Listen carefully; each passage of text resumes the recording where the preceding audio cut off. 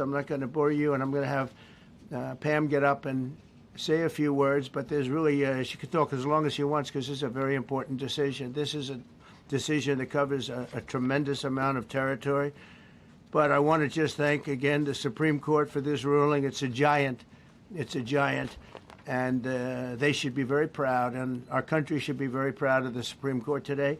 And with that, I'd like you to listen to the words of Pam Bondi. She's an incredible Attorney General. We're very proud of her. And as you know, Todd Blanche is with us, and we have so many others that worked on this case and other cases. And I think they're doing a great job. Pam, please say a few words. Thank you, President Trump. Thank you for fighting for all Americans. Americans are finally getting what they voted for. No longer will we have rogue judges striking down President Trump's policies across the entire nation. No longer. Today, in the 6-3 opinion, Justice Barrett correctly holds that the district court lacks authority to enter nationwide or universal injunctions. These lawless injunctions gave relief to everyone in the world instead of the parties before the court. As the Supreme Court held today, they turned district courts into the imperial judiciary. Active liberal judges have used these injunctions to block virtually all of President Trump's policies. To put this in perspective, there are 94 federal judicial districts. 5 of those districts throughout this country held 35 of the nationwide injunctions. Think about that. 94 districts, and 35 out of the 40 opinions with nationwide injunctions came from 5 liberal districts in this country. No longer. No longer. These injunctions have blocked our policies from tariffs to military readiness to immigration to foreign affairs, fraud, abuse, and many other issues. The judges have tried to seize the executive branch's power, and they cannot do that. No longer. No longer. And on immigration, on a side note, today marks 2,711 arrests on these terrorists and these gangs. Total arrest today with HSI investigations. And thank you, Stephen Miller. Thank you to Homeland Security. Thank you to everyone working hand in hand with the FBI on all of these transnational gangs. TDA has been a huge terror to our country, as well as MS-13, as well as Sinaloa cartels. No longer. No longer. These injunctions have allowed district court judges to be emperors. They vetoed all of President Trump's power, and they cannot do that. This has been a bipartisan problem that has lasted 5 presidential terms, 5 different presidents, and it has ended today. We will continue to fight for President Trump's policies. I want to thank the Office of White House Counsel, Dave Warrington. You and your staff have been incredible. Our Solicitor General's office, John Sowers, Sarah Harris, and Todd Blanche and Emil Bovey. Todd's going to say a few words because we've had another major ruling today on transgender books and some other great wins that we've had. But no longer will they have this power in our country. It is the president's authority under his executive branch to do everything to fight for the American people, and he will continue to do that. That's why he was overwhelmingly elected. Thank you. Thank you. Today's a great day for the rule of law. It's a great day for the Justice Department, and it's one that's been a long time coming, and one that every American should have been waiting for with bated breath. And so I echo what the President said and Attorney General Bondi, that the Supreme Court did a great thing today, not only for this administration, but for every American in this country.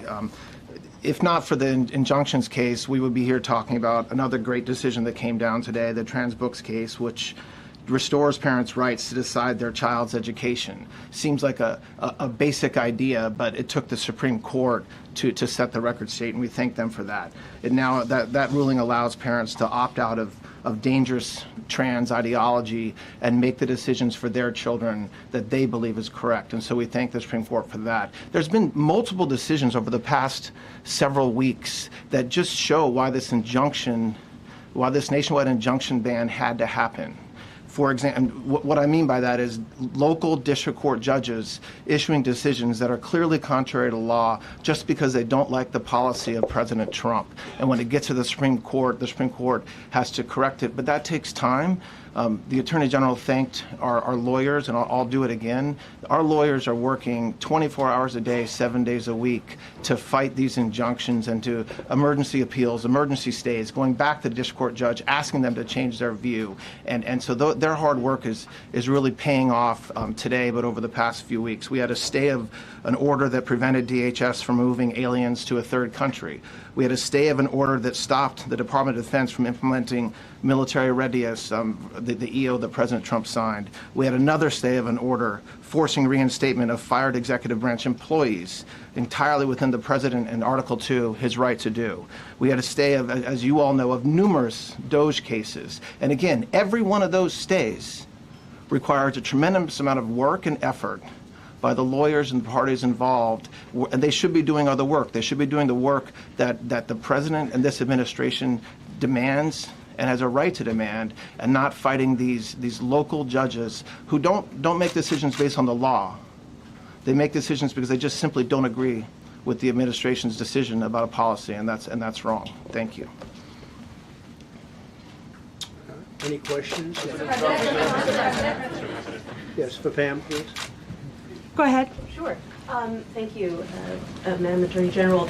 So as you know, the Supreme Court did not rule on the underlying constitutionality of the President's Birthright citizenship order. So what is the plan now? Are you going to try to implement the EO just in states where there isn't a legal challenge?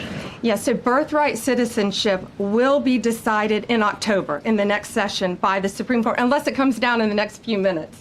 I guess it could come down. I think they're still deliberating right now on some cases. As you heard, we just got transgender books, which is a huge win.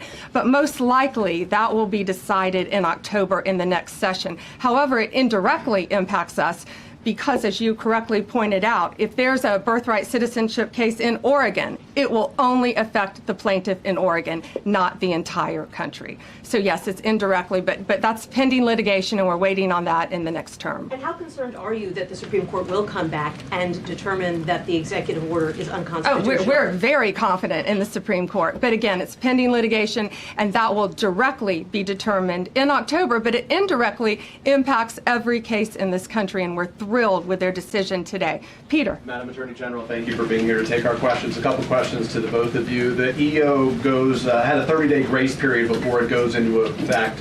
Is there any thought about trying to make it effective immediately within that period of time? We're going to follow the law. We're going to make those decisions, and we're going to do what's right in the bounds of the law. And then the DOJ didn't ask the justices to rule on the merits of the birthright citizenship ban.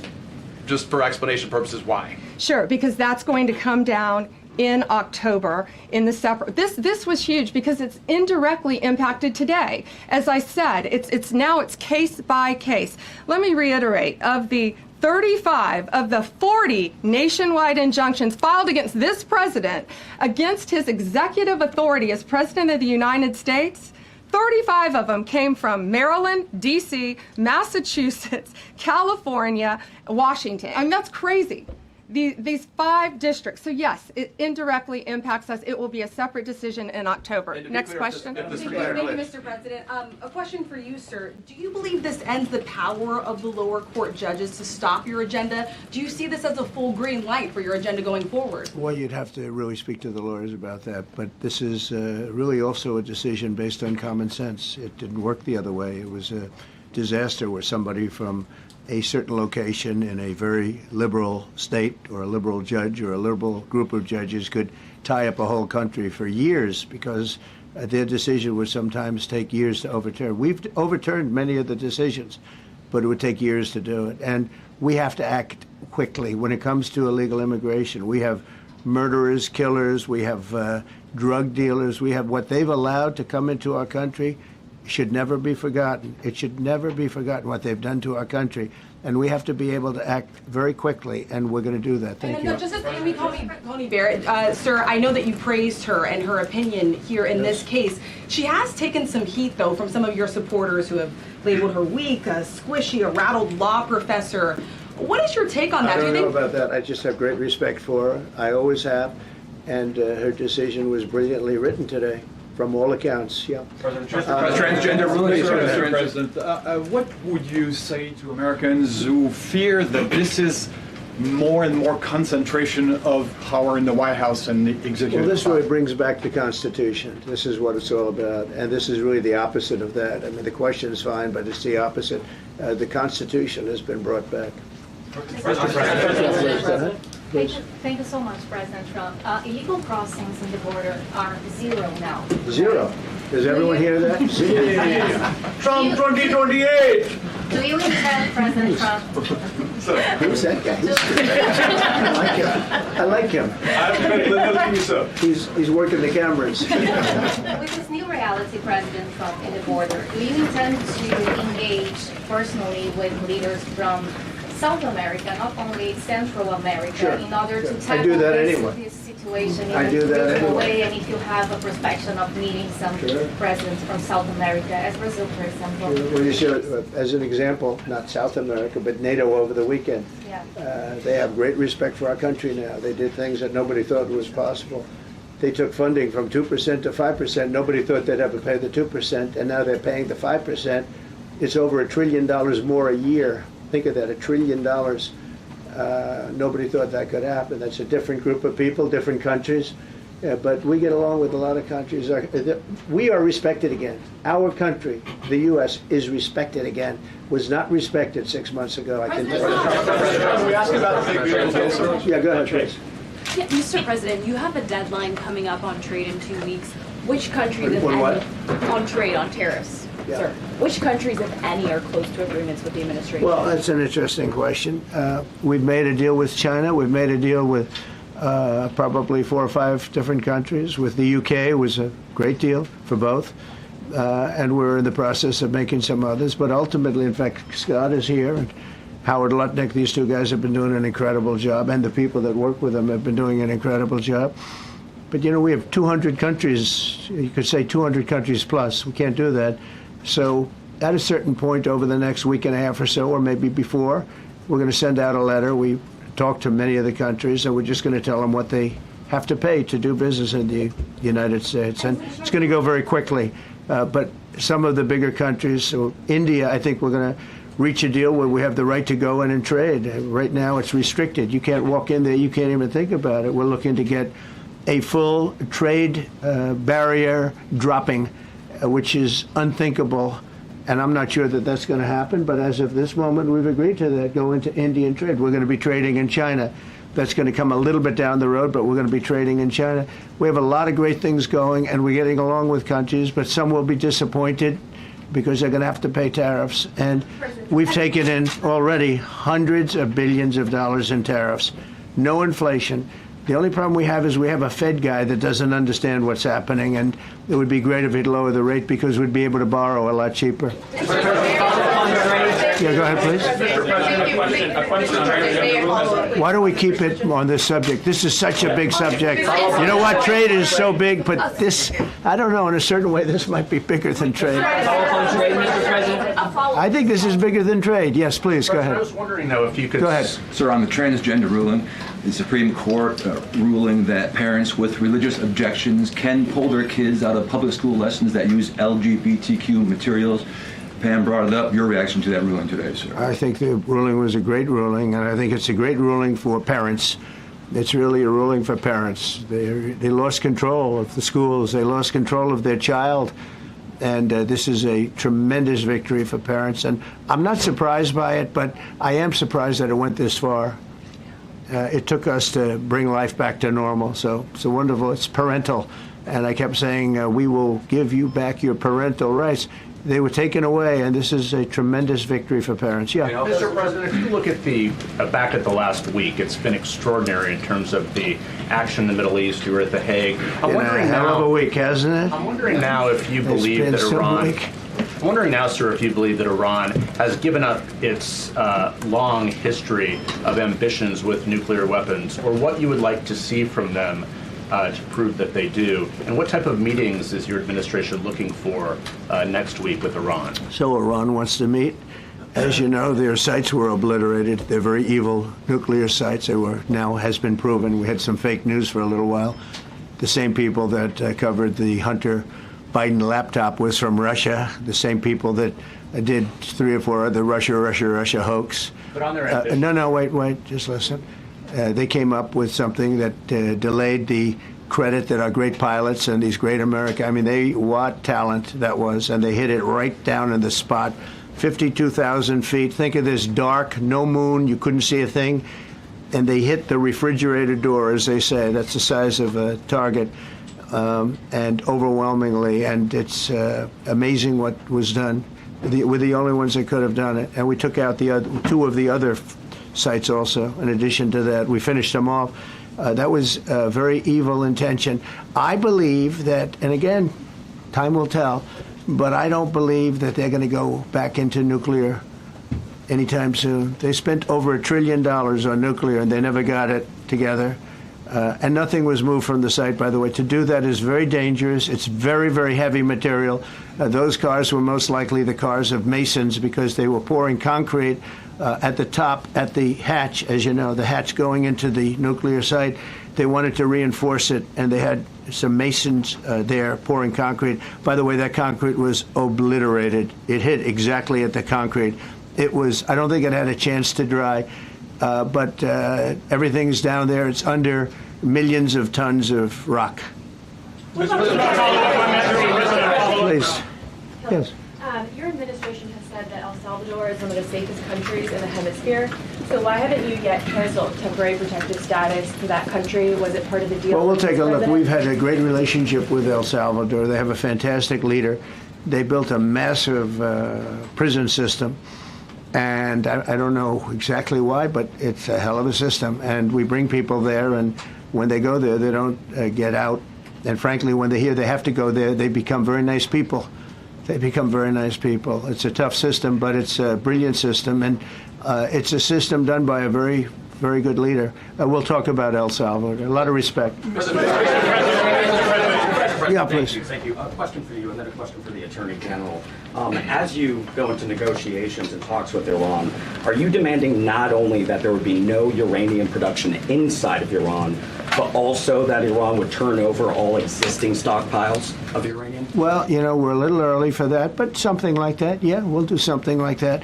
Let me say that I've been saying for 25 years, even as a civilian, you cannot let them have a nuclear weapon, and that's what happened. It's been obliterated. It would be years before they could ever get going, and I really think it's probably the last thing. They have to recover from a hell of a tough war. Would you also be demanding that the IAEA have full rights to inspect in Iran? Or somebody, yeah, or somebody that we respect, and including ourselves. And a question for both the President and the Attorney General. Under Birthright citizenship, if this is implemented, who would be tasked with actually vetting citizenship? And how, like, would this be a situation where you have nurses and doctors checking for citizenship of parents, or? This is all pending litigation. It's going to be decided in October by the Supreme Court, and we'll discuss that after the litigation. If you have an undocumented baby, would that baby then be an enforcement priority?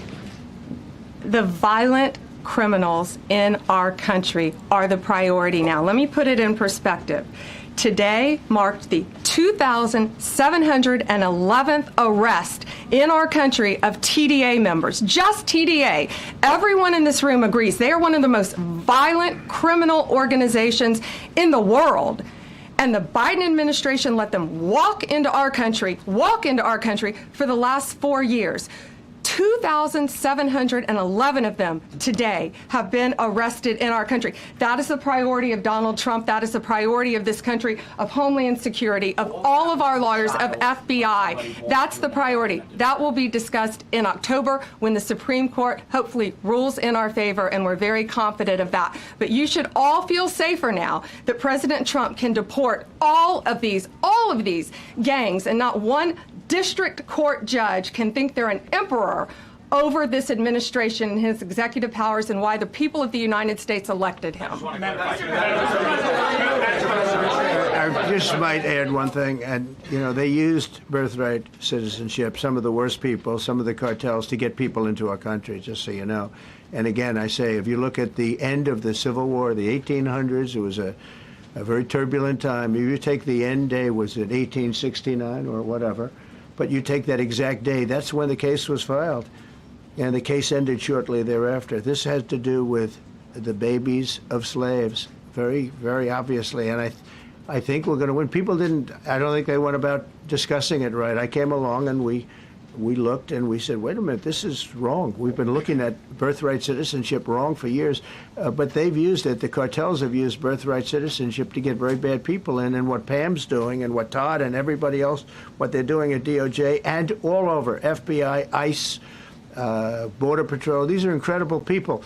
They're trying to keep our country safe, and they don't want to have people come in. This is just another way that they get illegal immigrants into our country, and in some cases, very, very bad ones. Go ahead. Thank you, Mr. President. On your tax bill, if I could for a moment, senators are racing to rewrite parts of it right now after the Senate parliamentarian ruled that sections of it were outside of the process that they're using to get this through. Do you think that senators should respect the decisions of the parliamentarian? And what have you personally done in the last 48 hours to try and get Republican senators who are against the bill to a yes? Well, look, it's a great bill. It's a massive tax cut. If it's not approved, your taxes will go up by 68%. Think of that, 68, a record, the highest in the history. The Democrats won't approve it only because politically it's so good for the Republicans. The Democrats aren't approving it. But think of what they're not approving. They're not approving border security. We've done a great job at the border, but we have to add some wall. We have to do various things. We have no money for that. We have no money for the border. We have no money for so many things. But if the Democrats, it'd be interesting to see if we get any Democrat votes. We should. If I were a Democrat, I would absolutely, maybe Fetterman, because he seems to be the most sensible one lately. If I were a Democrat, I would vote for this bill all day long because it's tax cuts and so many other things that are common sense. They're basic things. I think they're doing fine. The parliamentarian's been a little difficult. And I would say that I disagree with the parliamentarian on some things, and on other ways he's been fine. But we'll have to see. It's a big issue. I will tell you this: if that bill doesn't pass, the country will get a 68% tax increase. So think of this: you're a Democrat and you vote against it. That means you're voting in favor, because essentially you're voting in favor of the largest tax hike in the history of our country. And you can't do that. In addition, we're cutting costs by $1.7 trillion, and it won't affect anybody. It's just fraud, waste, and abuse. Mr. President, a leading global economist just did a 180 and says your tariff plan, you may have outsmarted everybody with it. What is your message? I love this. I love this question. This is the favorite. This is the best question I've ever been asked, because I've been going through abuse for years on this. Because, as you know, we're taking in hundreds of no inflation whatsoever. But, Mr. President, what is your message to critics who think your tariff plan will cause a recession? I think they should go back to business school. It's so obvious. It's so obvious. I mean, we're taking in billions and billions of dollars from China and a lot of other countries. We took in, I had a call from somebody in the House and a high official. Sir, we have a problem. We don't know what to do. The books are a mess. I said, what do you mean by the books? The books, the money coming in. It's so terrible. I figured, oh boy, what's this? I don't like this question. I said, so what seems? There's so much money coming in, and there must be some kind of an accounting mistake, because we have hundreds of billions of dollars more money than we thought. I said, do me a favor, go check call me back. You have to call me back. Check the tariff column. He calls me back 2 hours later, says, you're right. We took in $88 billion in tariffs. They have so much money coming in. But more important than the money coming in, we have companies coming in, factories coming in, auto plants being built. AI is being built here instead of being built all over Europe and Asia. We have all of it. We have over $15 trillion, just about, Scott. I think we're right about that number. We went to Saudi Arabia. We went to Qatar. We went to UAE. Very smart people, very smart leaders, great leaders. And we took in $5.1 trillion just there. Without the tariffs, I mean, they also liked a thing called November 5th, November 6th, and November 7th. That was a very good little period of time. It's called the presidential election. You know, you used to have one-day election. Now you have it go over it. But even if you just took that little period, because it was pretty obvious it was going to be a landslide. And they like that, but they love the tariffs. I had Texas Instruments come in the other day, big company, and he said, we're putting in $60 billion into new plants and new equipment, new everything. Sir, you're going to keep the tariffs, aren't you? Because if I ever took the tariffs off, and we are going to absolutely keep it. And they're worried that somebody that, like this communist from New York, someday gets elected. I can't believe that's happening. That's a terrible thing for our country, by the way. He's a communist. We're going to go to a communistic state. That's so bad for New York. But the rest of the country is revolting against it. But if somebody got elected, they're afraid that if this was taken off, well, we're going to guarantee it's never going to be taken off. And again, we're taking in think of this, hundreds of billions of dollars. And they were all confused because they've never seen this before. You know, it's always the other way. We don't have enough money. So much money is coming in at levels that nobody's ever seen. But most importantly, we have factories being built, car plants being built, companies moving to our country like never before. If you look at 15 trillion, and that's only in a few months. You know, I haven't been here that long. Presidents, like the last one, was a disaster. He's the worst president in the history of our country, by the way. What he did on our border can never, ever be forgotten. To me, that's the worst of all the things. And he's done some terrible things, grossly incompetent. Nobody knew it was him, because I don't think it was him.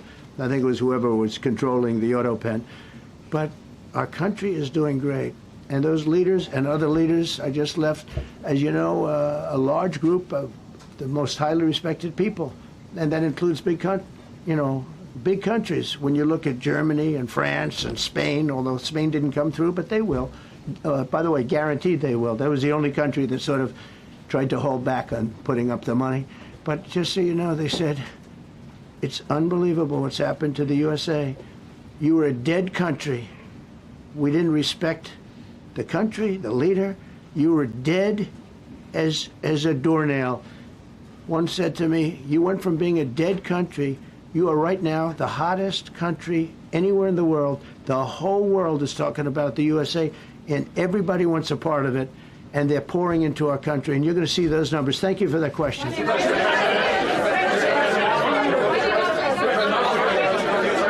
Yeah, go ahead. Thank you, Mr. President. I have a question about trade. Secretary Bessent has said that he hopes tariff deals with major partners will be done by Labor Day. So if some deals are not done by your July 9th deadline, will some countries' tariffs go back up, or will they stay where they are now? Well, there are some countries that are used to ripping us off, to be honest with you. And I don't want to name them, but you sort of can name them. And they're so used to just, taking it billions and billions of, look, we had a trade deficit of more than $1 trillion. Think of a trillion, a trade deficit. That's because nobody cared. We cared a lot when, I took in hundreds of billions of dollars in tariff. We had the greatest economy in history up until now. I think we're going to blow it away. But during my time, and especially prior to COVID, we had the greatest economy in the history of our country. I think we're going to blow it away now based on the kind of numbers that we're seeing. But some countries are very angry because they've been ripping us off for years. They've been making billions and billions of dollars. There was nobody to negotiate with. They could do whatever they want. They charged us tariffs, by the way, at numbers that we've never seen before. And we ended up losing much more than $1 trillion a year. $1 trillion a year on trade. And now they're being met with a force that's far greater than them, and they don't like it. So they're upset because instead of making, $5 billion, they're going to break even. Or they'll make a little bit. I want to be nice. They'll make a little bit. Or we'll make a little bit. It's a big difference. Yeah, please go. Go ahead. Red dress. On the 2020 election, is there any more information on the special prosecutor? So many Americans still have questions about the 2020 election. And speaking of rogue judges, would you consider appointing somebody at DOJ maybe to investigate the judges that allowed for the political persecution of you, your family, and your supporters during the Biden administration? I love you. Who are you? I'm Kara from Lindell TV. Well, that's just a very nice question. And it's not a setup. I have no idea who you are, but I appreciate that question. All I can say is we're not here for that. I hope so. I hope they're doing a thing because that election was rigged and stolen, and we can't allow that to happen. You know, a lot of people tell me, sir, you just won the greatest election in the history of our country. You won at numbers that won all 7 swing states, won the popular vote, won everything. Sir, go on with your life. And many people that say that, good people, friends of mine, then you have people that say that same thing, go on with your life, but you have to find out what happened because you can't let that happen again. Look at what this lunatic did. Look at what he did. He opened our borders to people that were murderers, 11,888 to be exact, murderers, and we've captured many of those murderers, and we're bringing them back, or some of them are so dangerous that we don't even want to bring them back. We're afraid they're going to try and come back in. But he allowed people to come into this country, people from mental institutions, insane asylums, that's a mental institution on steroids, people from mental institutions, gang members, drug dealers, people, jails being emptied out into our country. Venezuela emptied out almost its entire prison population into our country. But I don't want to blame them. Many countries have done that. The Congo, we have a great press conference coming up later, and it's the Congo and Rwanda. They were fighting for years, and it was machetes, it was vicious, it was as vicious, people's heads being chopped off. And I have a man who's very good in that part of the world, very smart, and put them together, and we're signing a peace treaty today. First time in many years they're going to have peace, and it's a big deal. We talk about Russia, and we're working that one. President Putin called up, and he said, I'd love to help you with Iran. I said, do me a favor. I'll handle Iran. Help me with Russia. We got to get that one settled. And I think something's going to happen there. But we did some great work. India and Pakistan. That was going to be maybe nuclear. We did that. We did a lot of work. I don't know if there's ever been a president that's done much more. Serbia, Kosovo was going to go at it. Going to be a big war. I said, you go at it. There's no trade with the United States. They said, well, maybe we won't go at it. That's what happened with India and Pakistan. I was negotiating with both of them, and I said to Scott, I said to Howard, cancel all deals with India and Pakistan. They're not trading with us because they're in a war. They called back, what do we do? I said, look, you want to have trade with the United States, it's great. But you want to go and start using nuclear weapons on each other? We're not going to allow that. And they both agreed. Both have great leaders. They both agreed not to do it. So we did a lot, but I appreciate that question.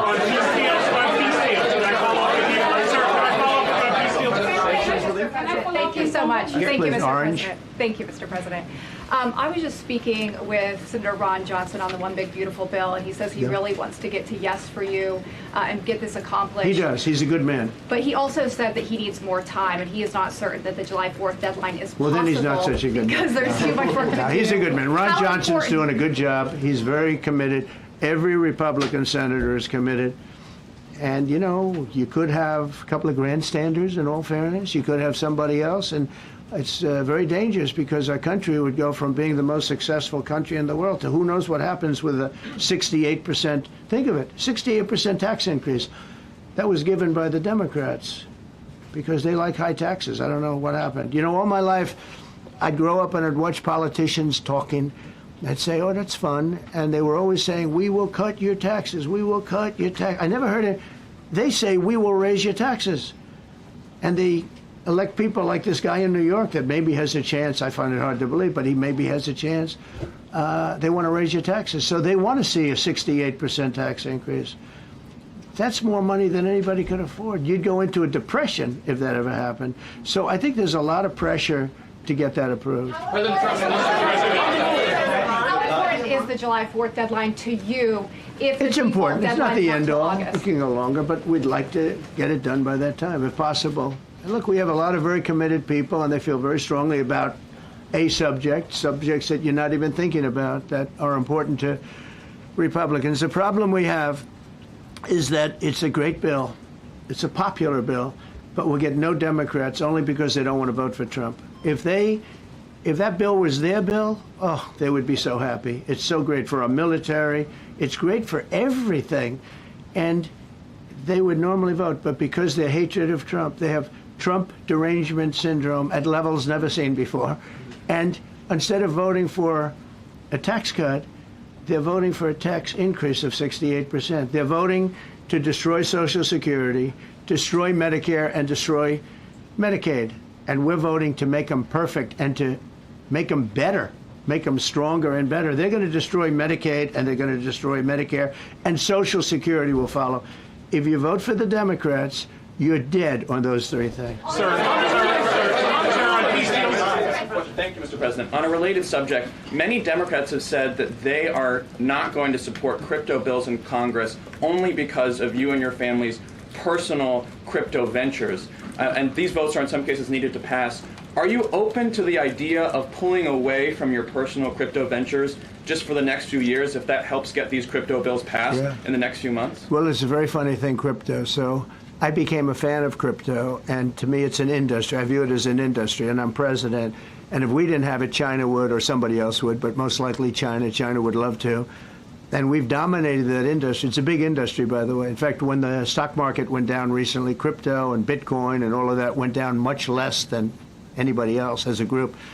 And we've created a very powerful industry, and that's much more important than anything that we invest in. We invest in it, but really that was an industry that wasn't doing particularly well. I got involved with it a couple of years ago, and before the second term. I got involved before I decided to run. I only decided to run because I saw what was happening, and Biden was incompetent, and the administration was crooked and incompetent.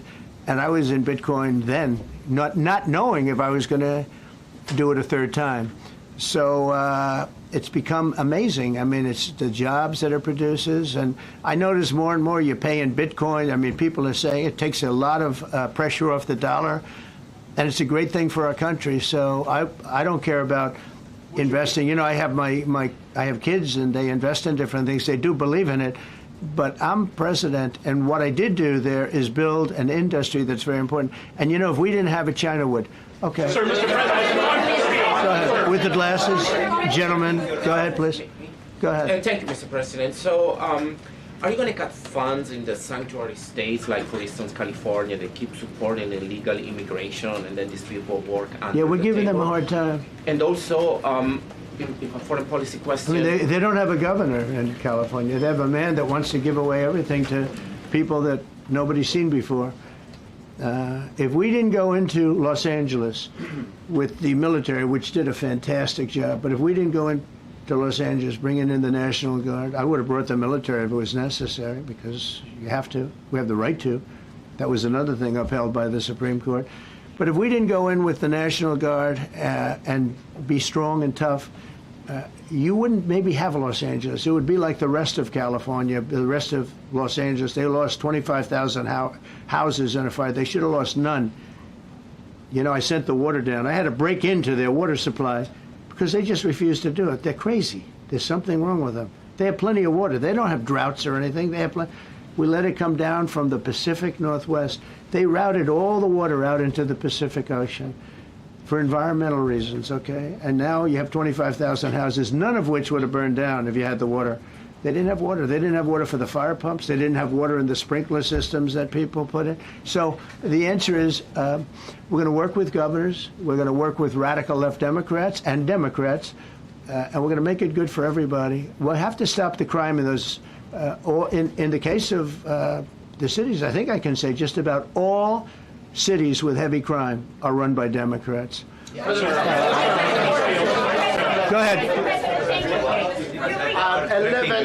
Yeah, with the glasses. I'm with Iran. Go ahead, yes. International. Yeah, no, the man behind you, yeah, please. President Trump, Anthony Mashak from MTV Lebanon. I want to ask you regarding the threats posed by Iran's allies and proxies operating in the U.S. They were threatening your life. So what do you say about that? And regarding the Lebanon, because Hezbollah is as well part of Iran's allies, is there any time frame in Lebanon regarding disarming Hezbollah in Lebanon? Yeah, Lebanon is a great place with brilliant people. You know, it was known for the professors and doctors and had an incredible history.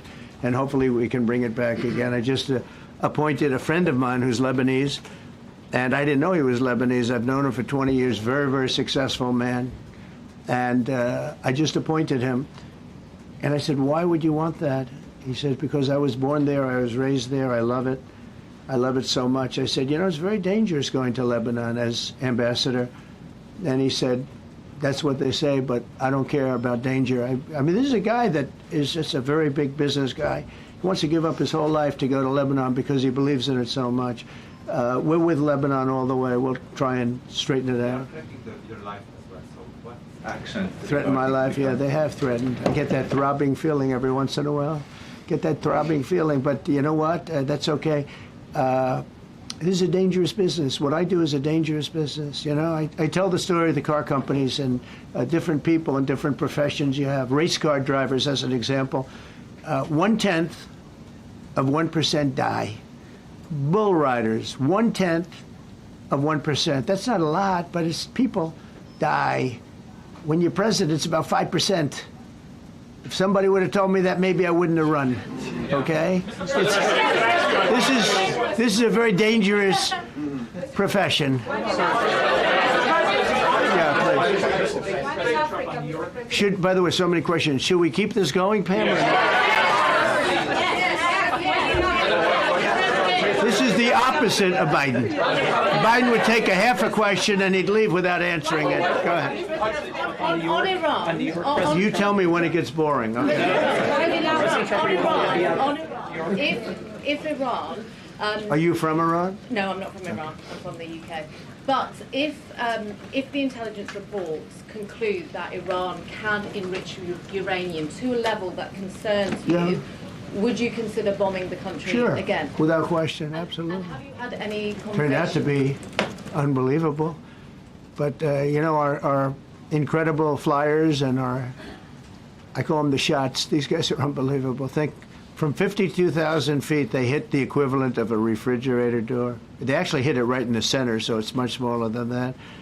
And just bomb after bomb going deeper, deeper, blowing up.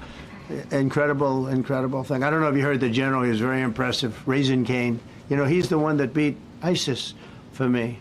And he did it in a matter of weeks. And I was told it was going to take 4 or 5 years. And when I got this job, I always said, if I get this job, I'm going to put that guy as the head of the Joint Chiefs of Staff. And Dan Kane, and he, when I heard his name was Raisin, his nickname is Raisin Cane. I said, you got to be kidding. So I liked him right from the beginning. But he knocked out ISIS in a time that nobody ever thought possible. And when this attack was completed and so successful, I said, now I know how you knocked out ISIS so quickly. But we have the best people, we have the best equipment in the world. I rebuilt the military during my 4 years, during my other term. We have the best equipment in the world. The problem is we gave away, a lot of it, but small, relatively speaking. We gave a lot of it away to Afghanistan. Shouldn't have happened. That just shows how incompetent they were. They gave all that equipment away, billions and billions of dollars worth. Shouldn't have happened, but that was small compared to what we have. Now we have a great military with great people. Okay. Yeah, please. Mr. President, congratulations. A couple of very different questions. One is Rwanda in 1994. As you grew up in New York, we all knew how horrific those attacks were. Congratulations on that treaty. There are talks that perhaps... That's going to take place today at 3 o'clock in the Oval Office. We're going to have a signing with Rwanda and the Congo. I have a follow-up. So I'm a little out of my league in that one because I didn't know too much about it. I knew one thing. They were going at it for many years and with machetes. It is one of the worst wars that anyone's ever seen. And I just happened to have somebody that was able to get it settled. I mean, just a brilliant person who is very comfortable in that part of the world. It's a very dangerous part of the world. I said, are you uncomfortable there? People are being killed. School children are being raided and killed. And I don't even want to say how, but as viciously as I've ever heard. Are you uncomfortable? No, that's the part of the world that I know. Very comfortable. Was able to get them together and sell it. And not only that, we're getting for the United States a lot of the mineral rights from the Congo as part of it. They're so honored to be here. They never thought they'd be coming to. Look, this is a very tough part of the world. They never thought, they were just telling me, they never thought they'd ever be coming to the White House, and they're so honored. And so we're going to give them a great big reception. But that's after many years of fighting. It's a great thing. That's at 3 o'clock, I believe. Sir, are you concerned at all about secret nuclear sites in Iran? You talked about maybe just Secret nuclear site? Yes, that there might be some. Not really. Can I tell you? They're exhausted. And Israel's exhausted too. And I dealt with both of them. And they both wanted it settled, both of them. And we did a great job, but they're exhausted. The last thing they're thinking about right now is nuclear. You know what they're thinking of? They're thinking about tomorrow, trying to live. It's such a mess. It's such a mess. The place was bombed to hell. And no, I'm not worried about it at all. And I'm putting out a little statement. I'm going to respond to the Ayatollah's statement yesterday that we won the war. Oh, God, we won the war. And I said, look, you're a man of great faith, a man who's highly respected in this country. You have to tell the truth. You got beat to hell. And Israel was beat up too. They were both beat up. And it was a great time to end it. It was quick. They got the hate out. There was a lot of hate, a lot of hate. It would be great if they didn't have that hate. But the last thing they're thinking about is nuclear weapons right now. Please. Thank you, Mr. President. Iris Howe with NTD Research Media with the Epoch Times. Thank you Good. so much for doing this. It's Sure. very refreshing for all of us here. It's a good I believe, group. in this room. It's refreshing. Very refreshing. Yes, we have to Probably. have this, and for the I understand what you mean. So thank you so much for coming out here. Other to than talk to us. Caroline's done a great job. Yes. You're referring to the past administration, Yes, not to yes. Caroline, right? Yes. Back to the ruling today, if you don't mind. So you have always talked about winning for the American people. Right. How do you think today's ruling will enable you to further deliver for American families and workers across the country, not only when it comes to immigration, but also when it comes to trade, energy? What actions are you most eager to move forward Well, I with think now? taking power away from these absolutely crazy radical left judges is a tremendous. This is such a big day.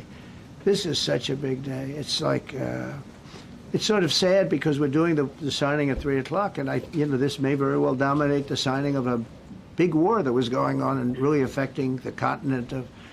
Think of it, the entire continent of Africa was being affected. And we're settling that war today, and this will probably be a headline. But this is a very big moment, and it gives power back to people that should have it, including Congress, including the presidency. And it only takes bad power away from judges. It really doesn't take power. It takes bad power, sick power, and unfair power.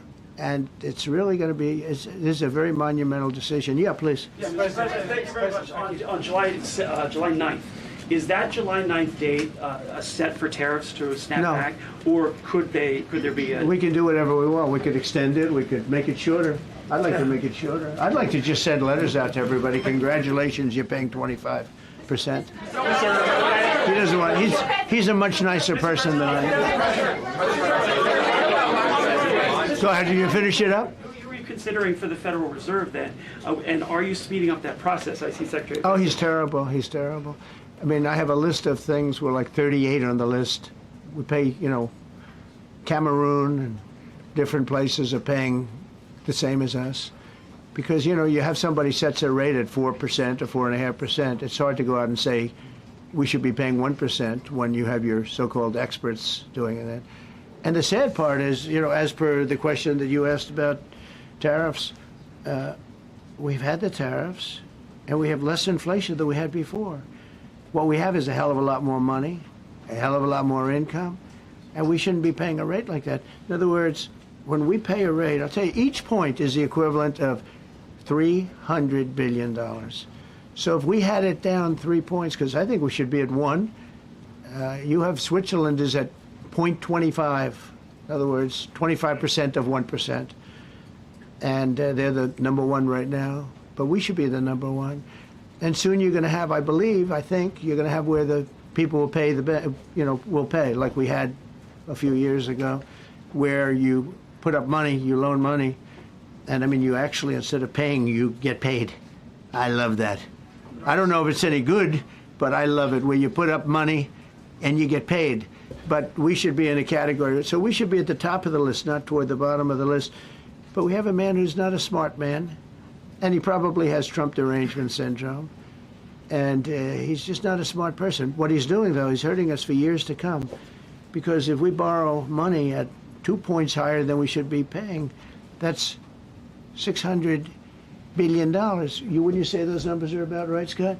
So it's 2 points would be about 600, actually more than that, but about $600 billion. All because the guy doesn't want to lower the rates. He's doing the service, a very disservice. And then he goes up and talks about, I'd like to see costs come down. You know, he gets up and he does his little thing for 5 minutes, and he goes out and he goes back to the beach. He goes, I'd like to see costs come down. Well, he could lower the interest cost by $900 billion a year. All he has to do is lower rates. And everybody's saying, I was watching some of the business shows today, and they're saying, you know, Trump's right. He should really be cutting. The country's doing well. We have no inflation. Now, despite him, we're doing great. But if we got the rates down, we would be a rocket ship. So I think that'll be it. And I just want to thank everybody. This is a really big day. We've had a big week. You know, we've had a big week. We've had a lot of victories this week. NATO was a tremendous victory. The war was a tremendous. Look, we were talking about this for 30 years, about Iran being nuclear. And all I said is it will not be nuclear, and it's not going to be nuclear. And you know, I want to give credit to a lot of people, and most importantly to our great military. Boy, they put out that fire. Once that happened, once those bombs got dropped, that war was over. That war was over. But I just want to compliment them. Incredible. The general and all of his generals. Pete Hegseth was great. They were all. And now I want to compliment Pam. A lot of genius went into this. You know, people, if you don't say it exactly right, if the Supreme Court doesn't get it because it's incorrectly spoken about, and that happens. A lot of cases are lost because they don't say the right words. But I want to correct. She's going to go down as a great attorney general. I may change my mind about that. I don't know. Maybe someday I'll have to call and say I was only kidding. She's going to go down as a great attorney general. This was a tremendous win, and we've had tremendous wins, but this was a tremendous win today. So I just want to congratulate you and Todd and your whole staff. Very brilliant people, and we can't forget John Sauer. That's right. Who is with. There's a medical emergency within his family, so he's taking care of that, and we said absolutely. So I just want to thank everybody very much. Thank you. Jeff Bezos on his wedding weekend. Thank you, Mr. President. Thank you, sir.